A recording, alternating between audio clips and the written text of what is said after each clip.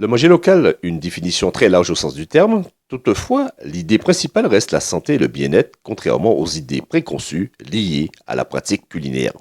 Alors oui, je suis effectivement chargée de projet à l'IREPS. L'IREPS, c'est l'instance régionale d'éducation et de promotion de la santé. C'est une association qui porte des programmes de santé publique. Donc moi, je suis au pôle nutrition de cette association-là. Je suis diététicienne, enfin chargée de projet en nutrition. Et donc je contribue à déployer sur tout le territoire guadeloupéen des programmes qui visent à lutter contre l'obésité de l'enfant, de la maternelle jusqu'au collège. Donc on est une équipe de 3 au pôle nutrition et voilà, on a cette charge. Et on est financé par l'ARS, l'Agence régionale de santé, pour mettre en œuvre ce type de programme. Et ce soir, donc, j'ai fait une intervention sur le manger local, le bien manger local, donc à la demande de Martine. Et il s'agissait de voir en quoi le manger local était compatible avec la santé, finalement, parce que derrière manger local, on met tellement de définitions que c'était important déjà de clarifier ce terme. Qu'est-ce que manger local? C'est un terme qui change d'une personne à l'autre. On peut considérer que, par exemple, manger un bokit, c'est manger local, puisque c'est un patrimoine local, mais qui, malheureusement, comme c'est frit, ne peut pas être compatible, en tout cas, avec un équilibre alimentaire. Mais bon, ce que je voulais vous dire, c'est qu'il y a plusieurs définitions du manger local. Et d'une personne à l'autre, ça varie. Donc, par exemple, les bébélés, le savoir-faire culinaire, comme l'origine des produits. On peut très bien dire qu'on mange local en mangeant des ignames de Costa Rica. Donc l'idée, c'est pas de juger les gens, mais juste de leur dire qu'ils se rendent compte, qu'ils prennent conscience que derrière ce manger local, c'est un terme valise. On peut mettre n'importe quoi. Donc clairement, quand on parle de santé, il faut clarifier les choses. Pour être acteur du manger local, une mobilisation des politiques est indispensable à travers le plan national de l'alimentation. Alors, comment faire pour être acteur du manger local, tout en respectant bien sûr la santé? Déjà, c'est au niveau de la mobilisation des politiques. Donc, qu'est-ce qu'on a sur le territoire qui nous permettent de s'ancrer dans la valorisation du patrimoine local, du patrimoine local? C'est donc toutes les politiques comme le PNA, le plan national de l'alimentation porté par le ministère de l'agroalimentaire, de l'agriculture et de la forêt, qui, par ces axes, les 4 axes, permet de tendre vers un manger local de qualité, un manger local santé, entre guillemets, avec, bien sûr, l'ARS, l'Agence régionale de santé. Donc on est sur plusieurs axes sur ce PNA, on est sur lutte contre le gaspillage, on est sur l'éducation alimentaire de la jeunesse, on est sur la valorisation finalement de ce patrimoine local. Les consommateurs peuvent se mobiliser, les producteurs aussi. C'est-à-dire que tant qu'on n'aura pas d'affichage clair sur ce qui est produit ici en Guadeloupe, avec une labellisation concrète des produits locaux, le consommateur sera un peu perdu. Donc les producteurs aussi doivent se mobiliser, structurer leur filière locale pour qu'on puisse avoir plus de visibilité sur les filières, les différentes filières et les différents produits locaux. C'est à l'initiative de la Jeune Chambre économique de Basse-Terre que le débat a été initié. Cette année, en 2017, avec l'équipe PEPS, pour participant à l'évolution positive de nos sociétés, nous avons décidé d'orienter cette année sur 3 commissions. Donc ces 3 commissions sont tout d'abord la commission sport. La raison d'être de cette commission est partie d'un constat simple. C'est vrai qu'on demande souvent à la population d'avoir une activité physique régulière. Cependant, ils n'ont pas forcément les moyens de pratiquer une activité physique, par exemple en salle. Donc nous nous sommes dit, pourquoi ne pas s'asseoir, réfléchir et trouver des solutions face à ce problème. Nous avons également eu comme orientation celle des personnes pour qui l'accès au sport peut être difficile. Je pense par exemple aux populations Je pense par exemple aux populations d'autistes. Donc réfléchir à des sports adaptés aux conditions de chacun, aux capacités de chacun, ce qui leur permettrait de garder une bonne santé, tout simplement parce qu'ils vont mettre en place ces recommandations. Notre autre commission est l'Observatoire économique et social. Donc c'est une commission pérenne chez nous. Donc cela veut dire qu'elle existe chaque année. Et au sein de cette commission, nous sommes comme un poil à gratter. Souvent, c'est ce qu'on dit de la jeune chambre économique. On ose toucher au sujet qui pique. Et donc, cette année, nous allons nous asseoir et voir, par exemple,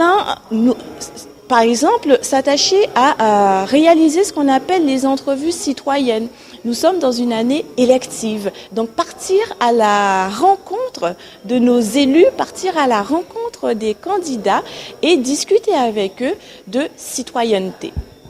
Notre autre commission est le comité d'organisation du Congrès fédéral.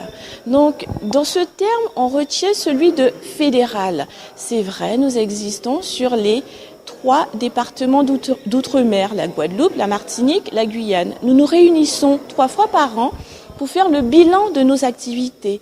Nous avons également des activités en commun, notamment l'Action Day qui se déroulera dans les mois prochains. Le but de l'Action Day, c'est d'avoir une action autour d'une thématique commune, le même jour, en même temps, et du coup avoir un impact plus important. Mis à part ces 3 commissions de cette année, nous avons fait le choix de poursuivre des actions qui ont été entreprises les années précédentes. Je parle notamment du partenariat établi avec la mission locale. Donc il s'agissait de partenariats de parrainage avec des jeunes en recherche d'emploi ou alors qui souhaitaient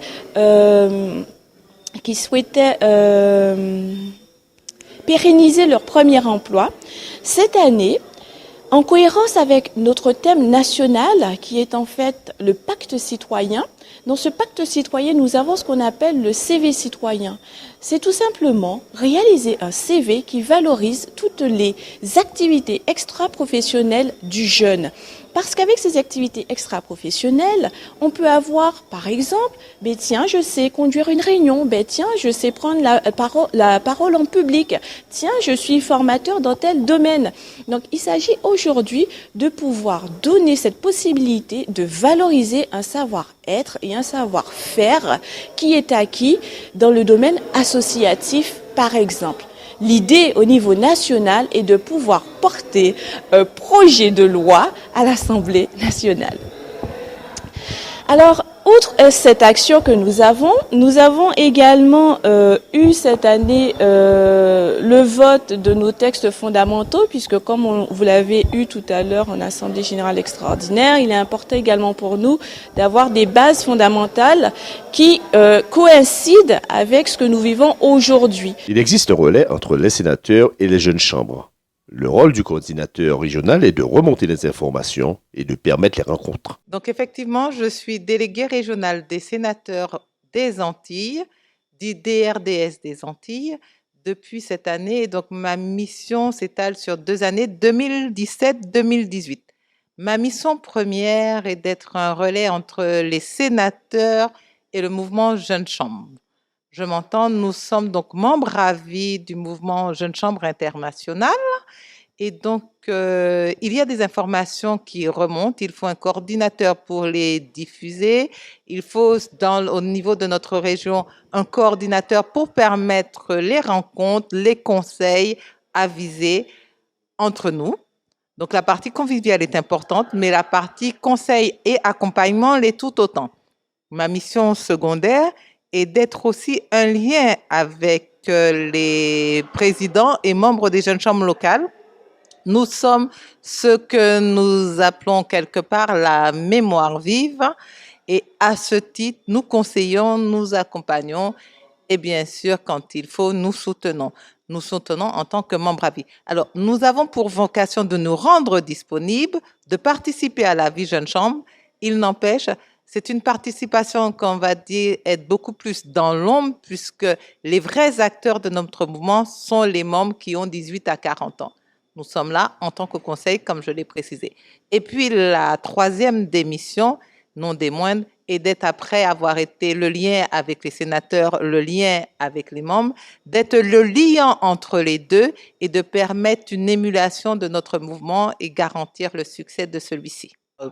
Ça me parle d'autant plus que 2 fois dans la journée, comme je l'ai dit précédemment à notre intervenante, j'ai eu le plaisir d'entendre parler de santé et d'alimentation. Ça me parle parce qu'il y a quelques années de cela, j'étais une consommatrice un peu aventurière et que sagesse faisant, je m'engage, et c'est un engagement personnel, à entretenir le coffre qui est le mien, c'est-à-dire mon corps, et l'entretenir par le bien de l'aliment. Mais j'aime à le faire en mettant en place de bons principes, mais surtout en ayant la volonté de déguster local. Et moi, j'entends par local des produits locaux, j'entends par local des produits locaux, mais aussi la cuisine traditionnelle. Et puis, il m'arrive aussi de manger extérieur, de découvrir le monde, puisque la première façon de voyager, c'est dans l'assiette. Mais tout ça, je veux le faire avec une notion de plaisir et maintenant de sagesse.